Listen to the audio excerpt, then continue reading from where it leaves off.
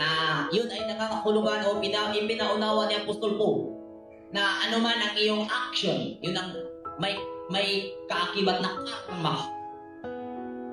Kaya bumaba ang pwersa. At ang pagsasalaysay ni Moses para tingnan ang ginawa ng anak ng tao. Kaya yun po mga kapatid, dumating ang karma sa kanilang ginagawa. At ang karma sa mga Bisaya, mga Pilipino, inaakala nila ito yung negative lahat. No. Pag sinabing karma, ito ay limbo sa iyong action. At kung gumagawa ka ng mabuti, magkakaroon ng good karma. Amen. Amen po ba? Kaya, ang Yahweh tinawag na great provider. Ano man ang iyong action, good or bad, He will provide. Pero hindi para sirain ka. Dahil kung siyasat ka, ipinadala niya yan para malaman mo ang naging katayuan mo. Kaya dapat mong makilala o kailangan nating malaman kung ano ang Yahweh.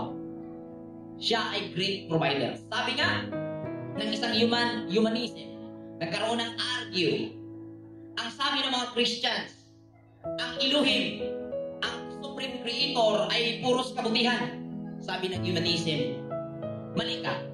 Dahil mababasa sa Deuteronomy chapter 32, ang sabi ng Yahweh, ang sabi ng Supreme Creator, ako ang pumatay at ako ang bumuhay.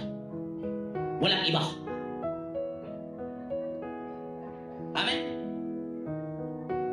Pagpatay at pagbuhay, siya ang gumawa. Wala nang iba. Siya si energy, the great provider. At based sa ating action, yun ang karma. Kaya bumaba si Yahweh base sa kanilang action. Tingnan natin ang sunod.